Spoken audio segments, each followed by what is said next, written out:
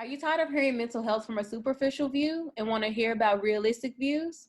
Well, you come to the right place, a space where healing is central, but also normalized. Your hosts, Danica and Myra, who are in the mental health field, will explore topics that help promote healing in your everyday life. Through our podcast, you will get the real and the work to focus on your healing.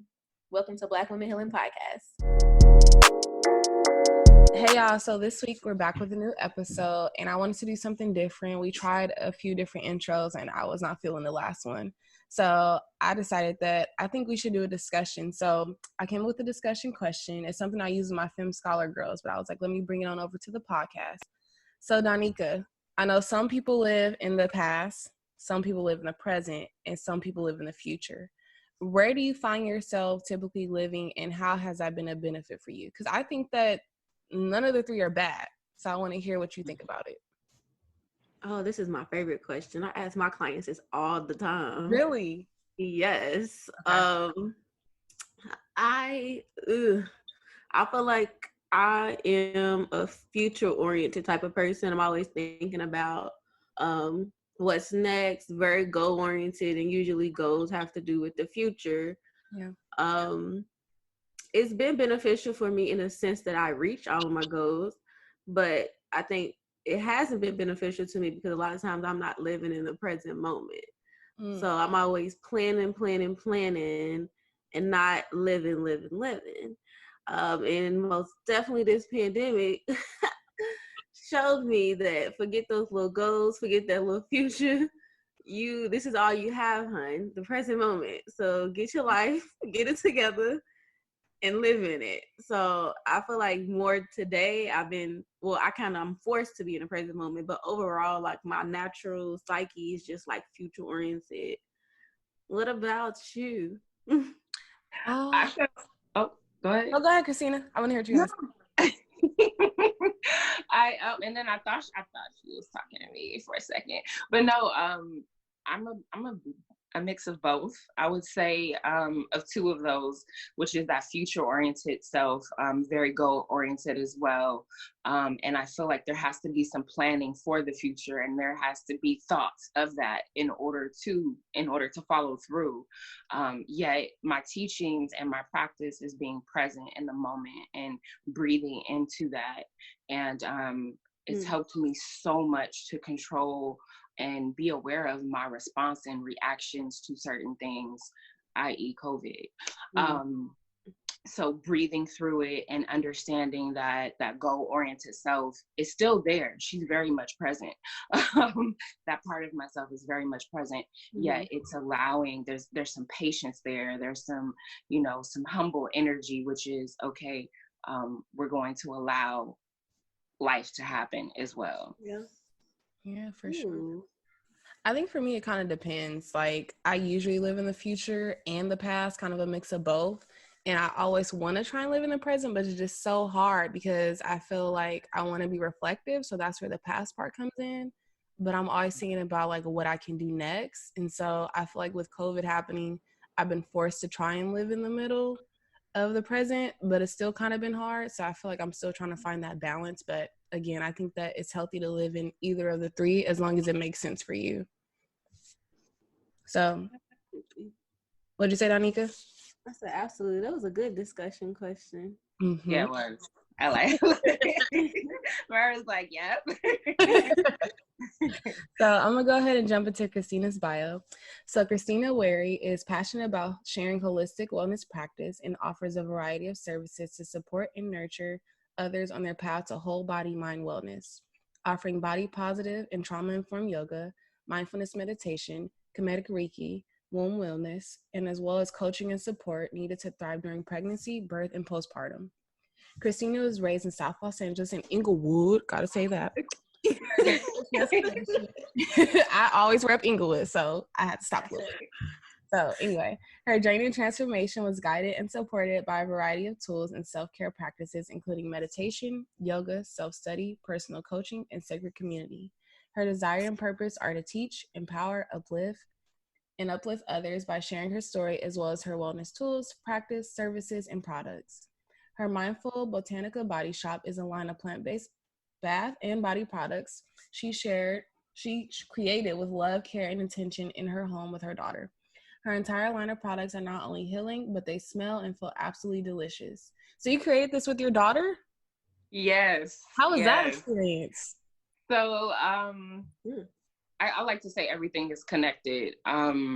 Initially yoga, eating well, and then it was just like, wait, I'm still putting the stuff on my body. And lotion, you know, Carmex. I grew up on Carmex, so that was what we grabbed. And then I realized I couldn't read all of the ingredients on these bottles. And being that I made my daughter's her baby food, I wasn't going to, and I was using coconut oil. I was using coconut oil on everything. And so I'm like, there has to be other other oils. And so we incorporated some shea butter, and it just went deep into me researching all of these holistic ways, and literally going into a like a health food store and looking at what was different, and then going home and researching it and seeing how I can incorporate it into products. And so she's over here. So she's excited that she's being mentioned as well. Aww. But Aries energy, she was born 1 month after me. And I just want to show her things that I wasn't aware of at her age, so that she can care for herself, that she can care for her children if she decides to do that. But it'll also pass to her friends. Yeah. You know, my mom does this, or she does that. And we do this together. So I wanted to show her that she can, of course, not have to put herself in a system in a sense of having a job. She can provide the service. Yeah. So there's a whole bunch of goodness that surrounds Mindful Botanica, but it's about creating sustainability as well.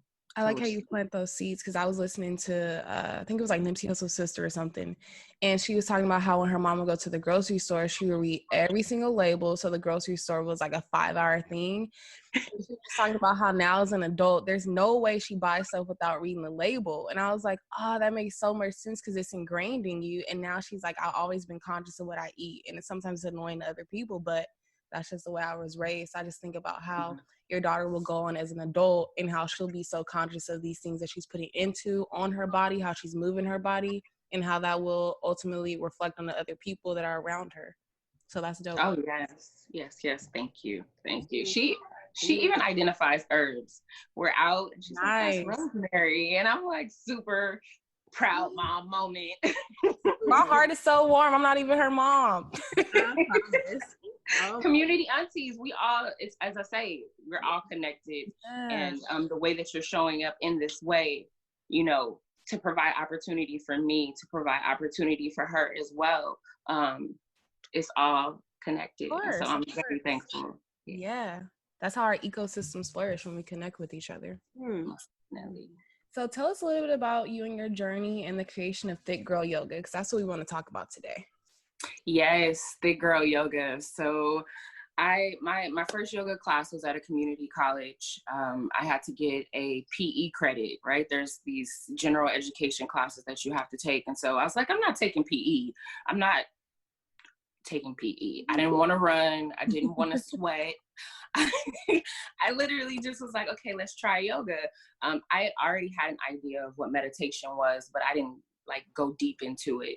And so this yoga class I took at West LA Community College in Culver City, it left me feeling like free. And if you're familiar with Culver City and where West LA sits, there's no way to beat the traffic on a Friday. Right. There's no back streets or anything like that. And so I was leaving there with a sense of just clarity and feeling light. And for our final, we had to create our own sequence. And so I created a sequence, and what we did was we taught it to a small group in the class. She broke us up in small groups. And there was one person there who he was actually coming just to participate and not really wanting to receive too much than just yoga. And he healed himself from a motorcycle accident. He had 3 discs in his back that were out of place, and he used yoga to heal himself. And that was the first time I had ever heard anything like that. And so creating that sequence, teaching people, I was just like, I'm naturally inquisitive. the person who goes in the grocery store to look at stuff too. So I'm just like, okay, there has to be more to this. And I looked for a yoga training, and I didn't see too many that were in my area at the time. I was living in Inglewood. I didn't see too many with people who look like me. And then I found a place called The Tree. It was called Green Tree previously, but it's in South LA, and it's a nonprofit yoga studio. And so I signed up for a scholarship, and I received my certification. And the yoga training is unlike any other beast in the sense of knowing yourself and sitting on the mat, like laying on the mat and laying with your stuff. And I say your stuff because there are certain things that are passed down to us that are embedded within us. Excuse me. And then there's certain things that we pick up during this journey. So for me, it really wasn't about being physical. It was about spirituality. It was about me getting to know myself and reconnecting with my body. And that's one of the things that I took from my yoga training. And I had already had my daughter then. And so she had been practicing with me. And I would do this thing where I would sit and meditate, and she would play. She, initially she would sit down with me. I closed my eyes and she'd get up, and I knew she got up because I was recording it. She's dancing around me, playing with my hair and all of that stuff, but I still stayed true to my practice. And from that day on, she's been a part of course, the yoga community and practicing with me and meditation and moving and going to festivals and stuff like that. But more recently, she's led me in meditation. So that shows me that she's been paying attention. So all of these things collectively have brought me into this journey, and not being able to see people who look like me often in yoga. We can still Google yoga, and a white woman, more than likely blonde, skinny, is going to show up. And so Thick Girl Yoga was born out of the idea of creating a sustainable community of women who are body positive, who are working through whatever inner things that they are, to just love on themselves as mind, body, soul, and spirit, love on themselves while they're going through this journey, understanding that you're not at your final destination. Like, you're still journeying through and becoming and pulling back layers and all that good. I probably went off on a tangent. This is my thing. That's you sound very passionate, and everything that you said was beautiful, and we appreciate you telling us about your journey. And your daughter, amazing. Oh my goodness, like this little beautiful daughter. Okay. But as you kind of talked, I know you kind of talked about your beginning, like how you found yoga for yourself and what it meant, but do you have advice for beginner yogis? I guess that's what it's called. Yes, I do. I would say research your teacher. Find out who's teaching the class. Do some research about the studio, if it's a studio that you're going into. And right now, considering COVID, most teachers are via Zoom, and there are some teachers still out there and doing yoga in the park, yoga at the beach. So do some research about the studio, the teacher that you choose, and look at the language that they use. Look and see if they're using the word body positivity. Look and see if they're using the words body image, or they're offering modifications or variations of a pose or asana. And that's just so that you yourself will be at ease while they're teaching and don't feel pressured to fit in a pose the way someone else does. And even the way the teacher does at times. When I teach, I like to share different variations of the poses and asanas, so that you all know I'm gonna meet you where you are, because at this point, again, I'm not able to see you all the time. So you have to trust yourself, and you have to know your body. And so I would say, of course, as I said, research your teacher, the studio. Begin to connect with yourself and your breath. Start with some breathing exercises. Start with taking 5 to 7 minutes in the morning to meditate and just do some deep breathing, and do the same thing at night. And that will most definitely prepare you for the endings and the beginnings of your class. And go easy on yourself. Don't, that whole Rome was built in a day thing, like, just breathe. I would say continue to breathe. That's the major tip, is continue to inhale and exhale through that nose, no matter how you move once you get into the class. Those are like 3 or 4 things though. Them was all great things. In my head, I'm like, yep, I'm gonna be doing them. Yep. Awesome. Kristen, I was gonna ask you if you had any like any follow along meditations for people to like look up. I have one that I've put recently on a Dropbox, and I'll make that available. It was beginning of COVID, and I got in the parking lot, and I was like, you know what? I think people need this. So I'm going to, I'm going to do this. Sure. And so I have to probably put that link somewhere, and I'll make it available, but it's a chakra meditation.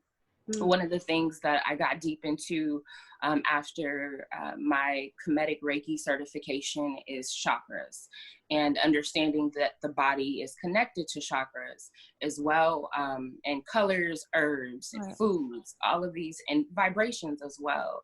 So to connect with the body, the breath, and we do that in that meditation. So I'll send it over so you can share with everyone. Thank you. Of course. Can you share with us your thoughts on the visibility of Black women in yoga? A breath. Yes. That's because that's what I do. So there's not a lot of visibility of Black women in yoga. There's still not. And yoga is, I want to say, $1 billion industry. Don't quote me, but it's up there in a sense that we have yoga tights that are upwards to like $200 or $150 for yoga pants. Mm-hmm. So, I think it's starting to get there a little bit in the sense of allyship. Is it allyship? Like allies coming forward. There's a share the mic thing going on where Black women are taking over white women's Instagrams and bringing forth information, which I think is definitely, it's productive in a sense of having some type of progression, and allowing Black women's voices to be heard, and allowing other Black women to hear it, and other women of other cultures as well. There's still a lot of work to do at the same time. And I want to say within our community, there's a lot of work to do with Black women and Black men coming together.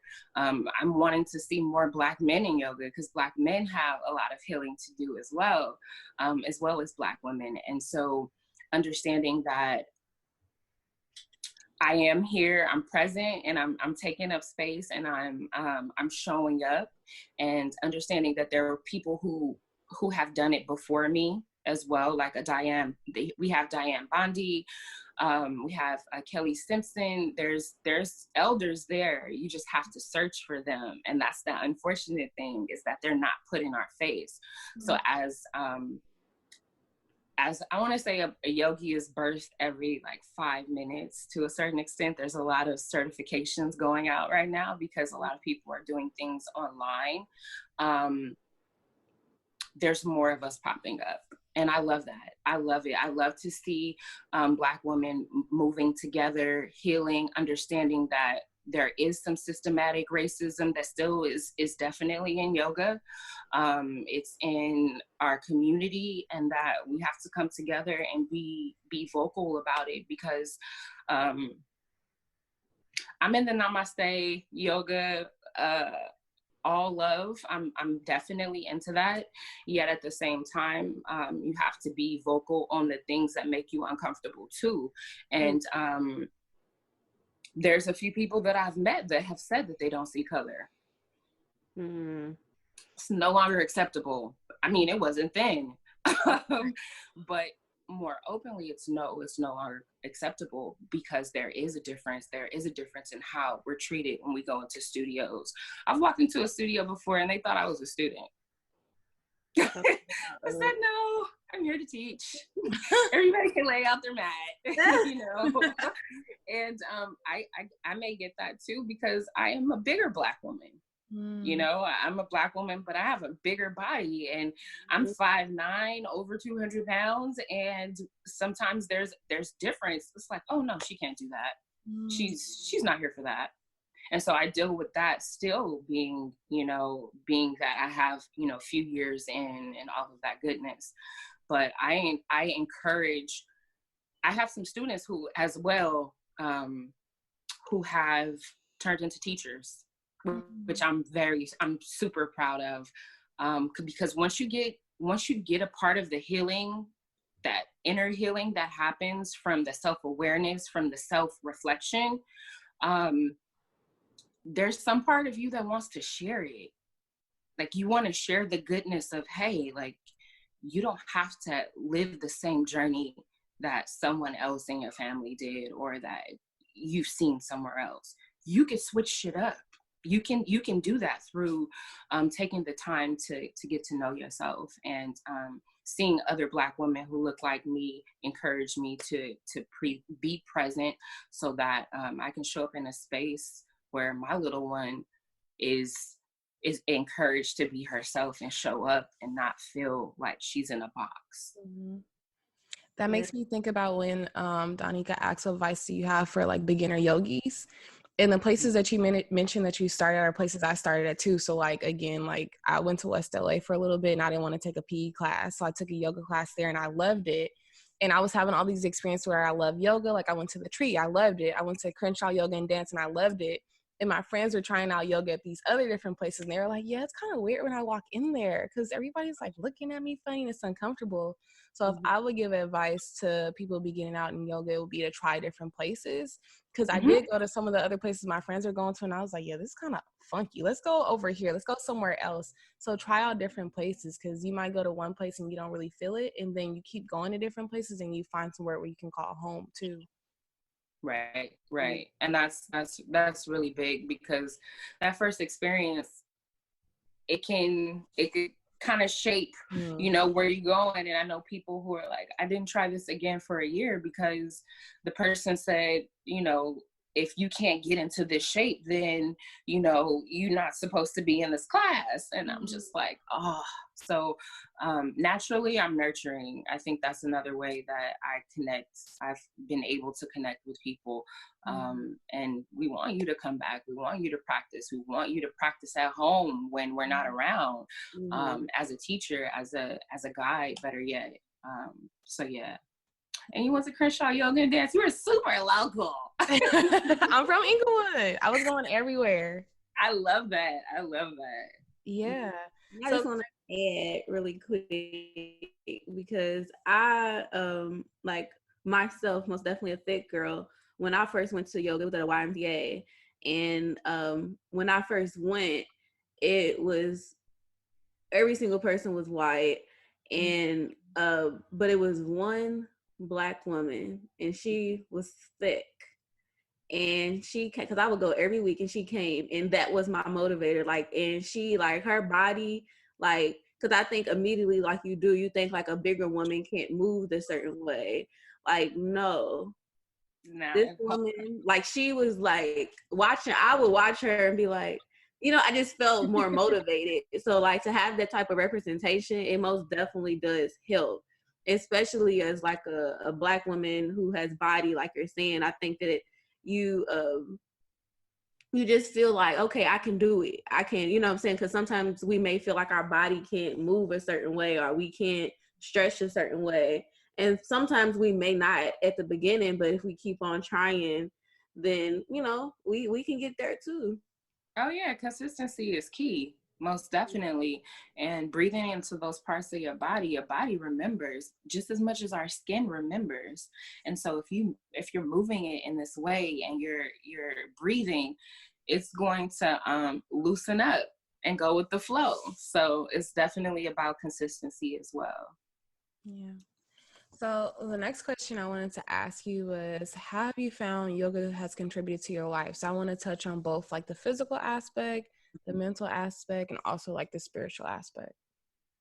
So for the physical aspect, I definitely got to know my body better. Okay. There's one side of my nostrils is stronger than the other. I learned that through my breathing exercises. I can tell when my hips are tight after sitting for too long. It's helped me to have, I feel like, better lung capacity. Once I'm walking up that hill, that Baldwin Hill scenic overview, lungs are open, you know, and I believe that's from the breathing exercises that I do. And really just being able to sit with my stuff and sit in the quiet and not, there's a lot that's going on, right? Super chaotic, especially outside of us. But to be able to sit with myself and be in the dark, not have anything on, and just listen to my breath has been so powerful. And it's so, and that's, I want to say that's spiritual as well, but in a sense of just physically not being able to be still. Because I like chaos sometimes. I like to move. I like to plan. I like to go. And so understanding that there's a time for that. There's definitely a time for that, but there's also a time to sit and be still. And so, were you going to say something? I was going to ask you a question, but I could wait. Okay. Okay. Emotionally, let's pop off. I won't say no pop off, but let's pop off. And then the self check, not wearing my heart on my sleeve. I'm a Pisces, very sensitive. I can be sensitive. I'm also an empath as well. And so being able to identify what's my stuff and what's not my stuff. Understanding that there are clients who have different issues that come up, and being of service and holding space for them. Sometimes that energy, I'm a doula as well, full spectrum doula.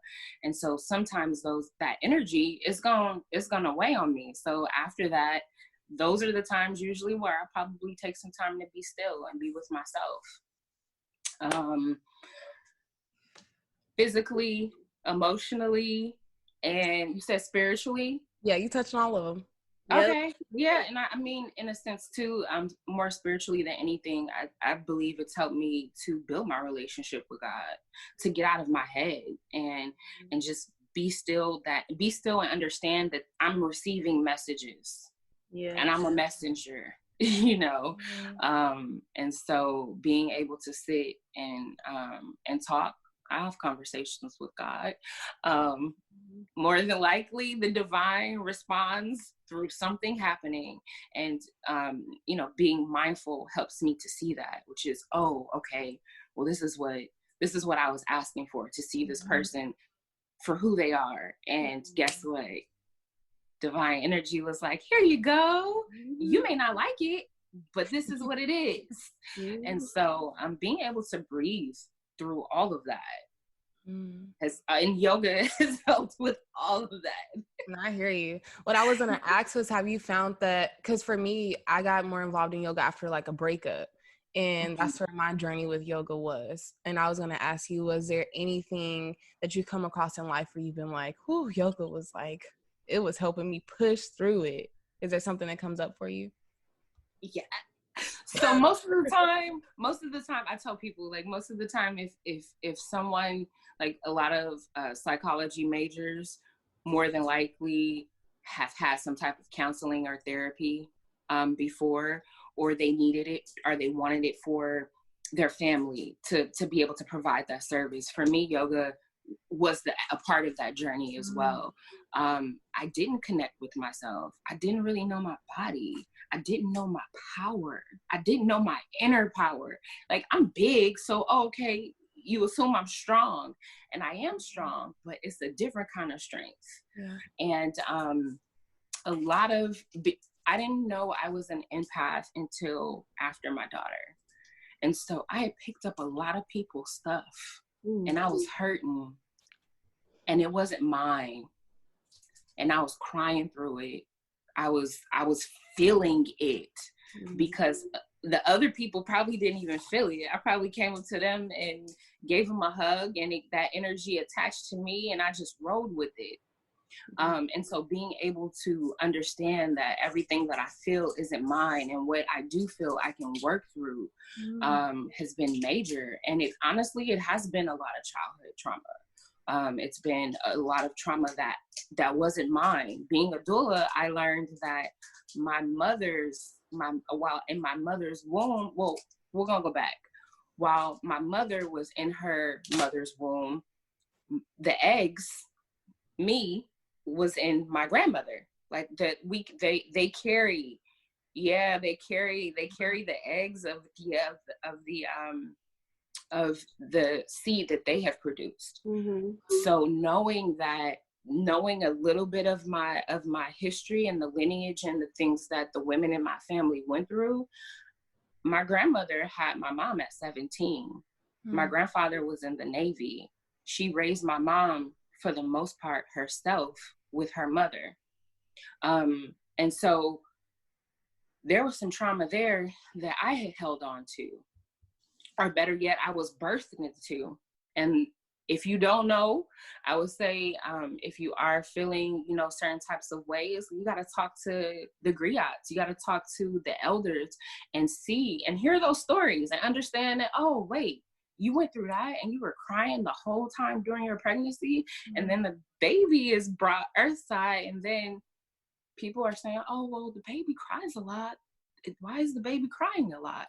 The baby is crying a lot because she or he has felt the energy in the womb space. Yeah. So, yeah.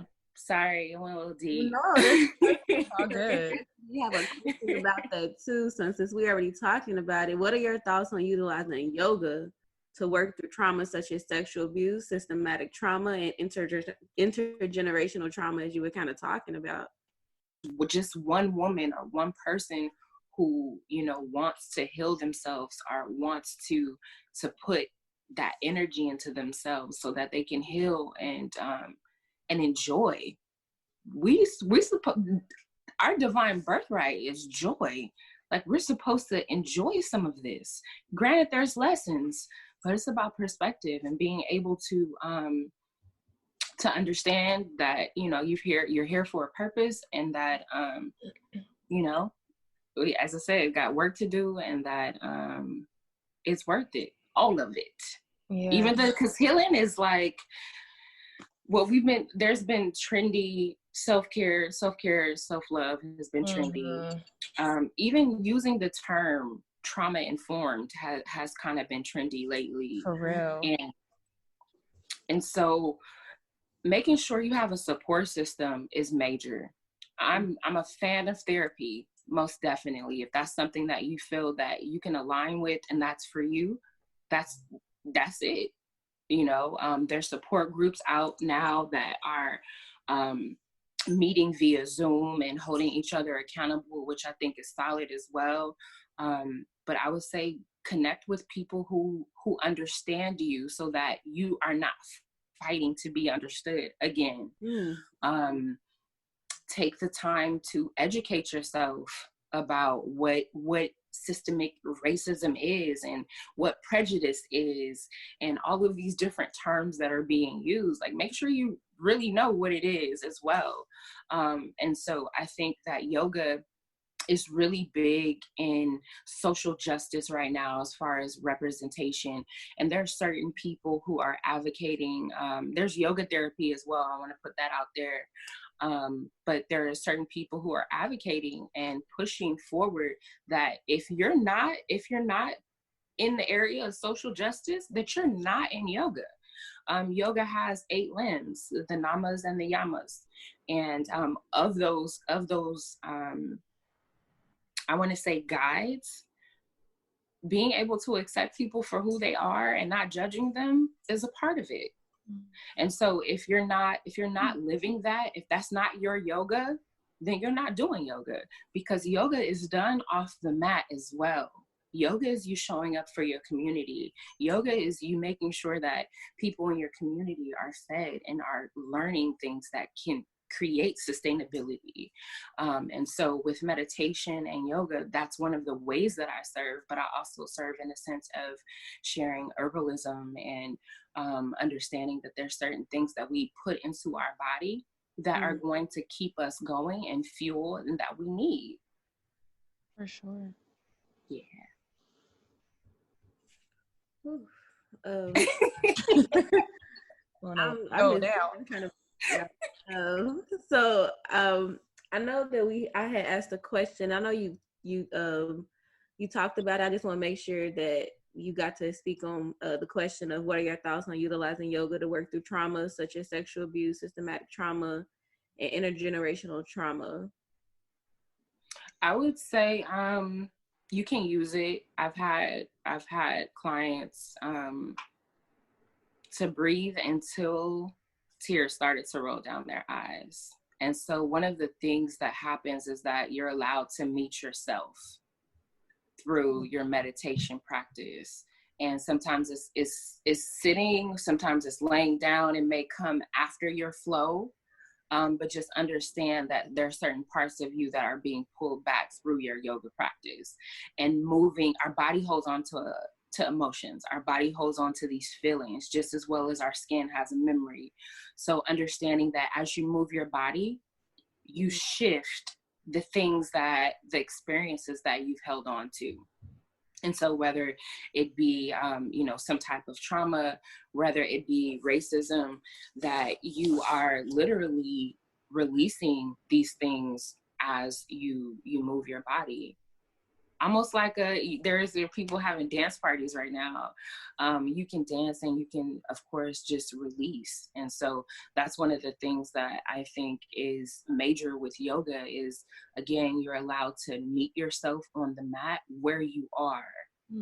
And breathe and take in that breath and reclaim your power, your inner power, and release what it is that's literally holding you hostage. And more than likely it's past experiences, or it can be even, looking too much into the future, so much that is creating anxiety and fear. For sure. Christina, do you have any takeaways for our listeners? Yes, I do. Please breathe. Breathe deep as much as you can. Remember to be thankful as you take that breath. And I'm a believer in writing things down. So if you're able to journal, and there's so many ways that you can journal nowadays. It can be, a vlog, making a video of how the day went.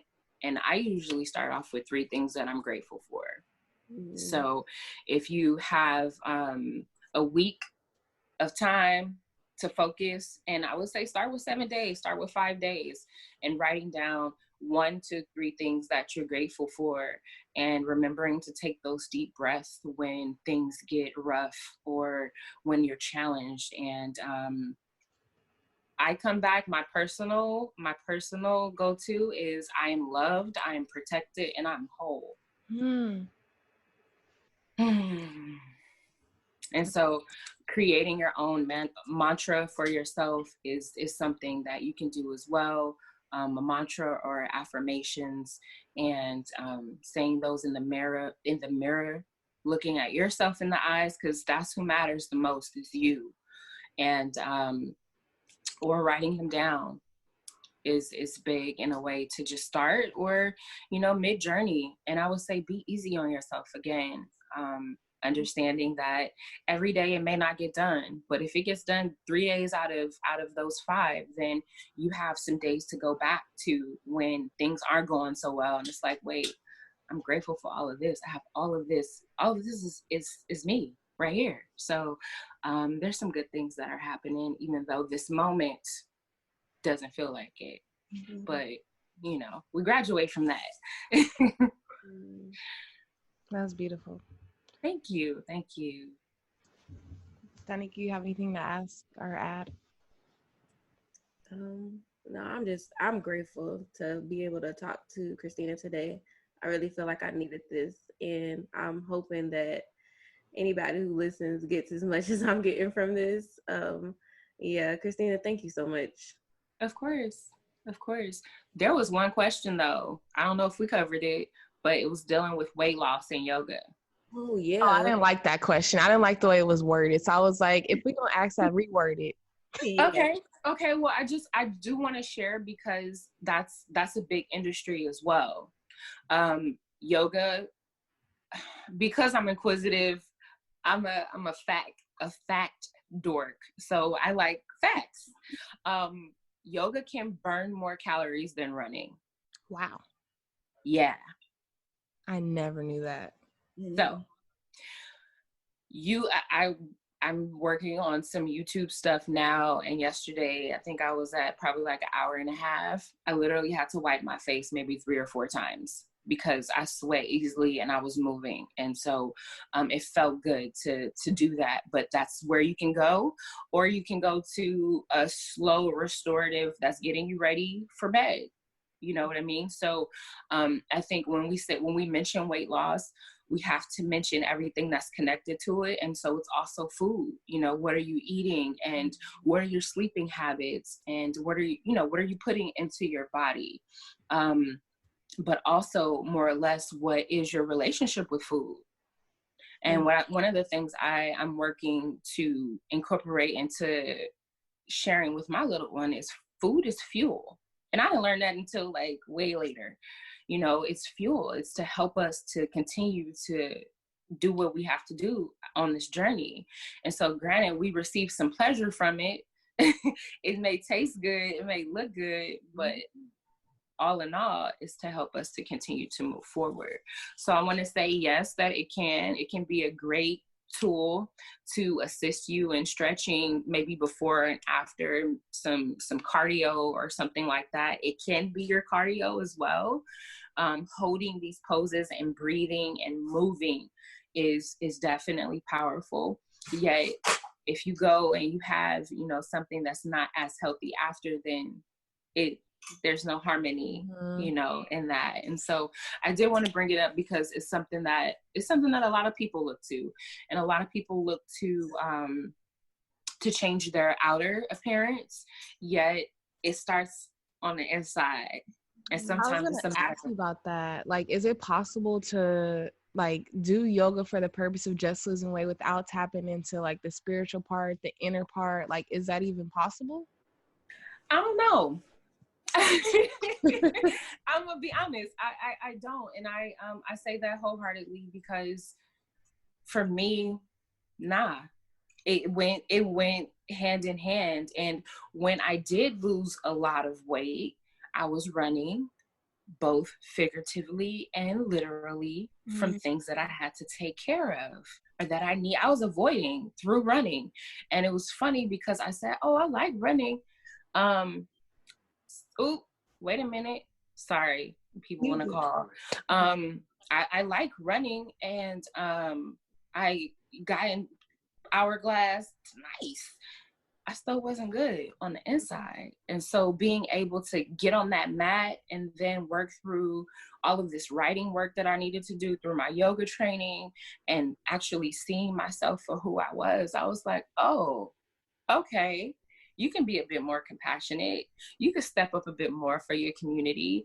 And those were the things that brought me to this place where I'm going to love my body no matter where it is. Yeah. I'm going to love on all of it all the time. And it fluctuates with the seasons, with the days, with the hormones.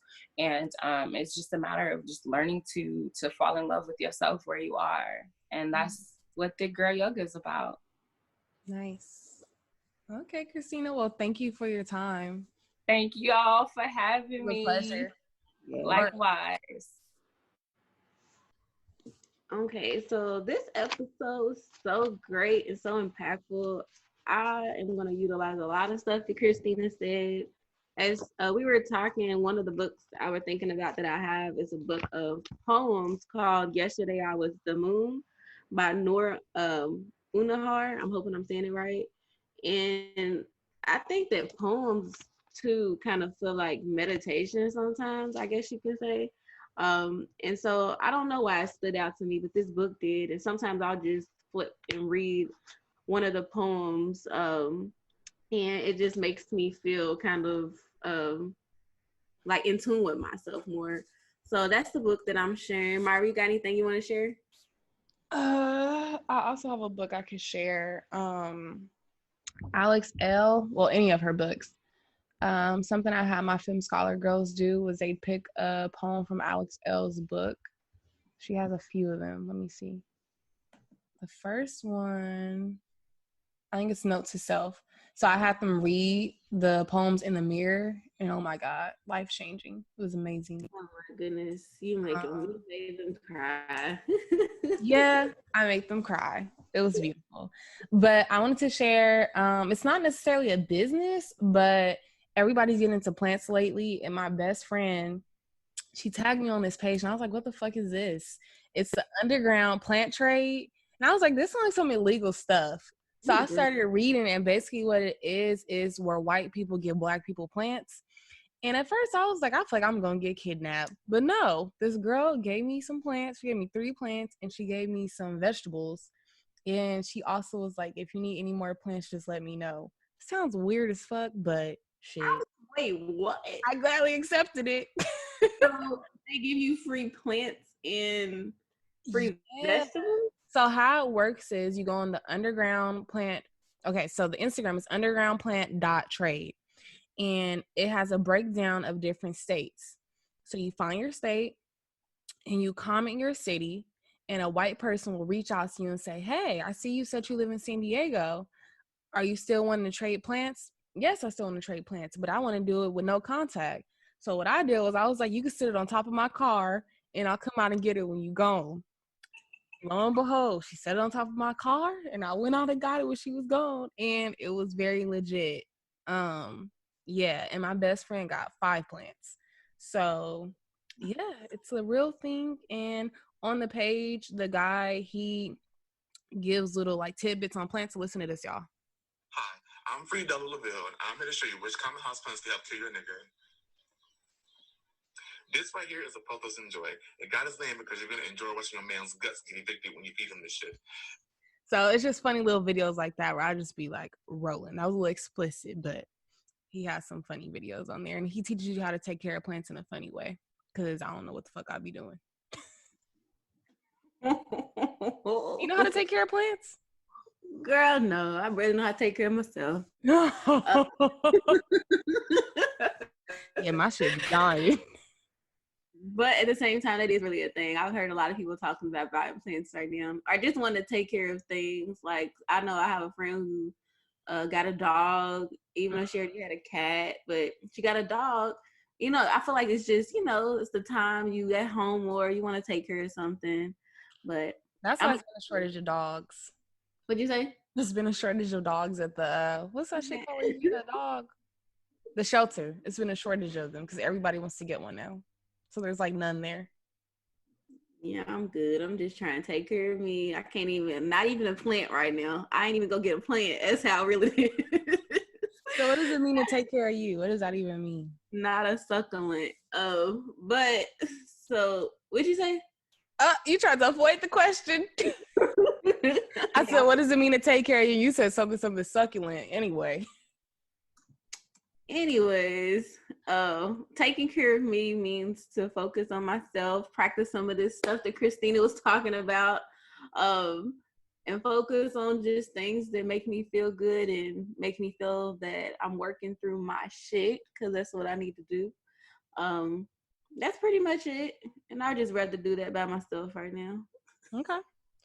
Well, I want to shout out y'all for blowing up our freaking Instagram. Our last post got 451 likes.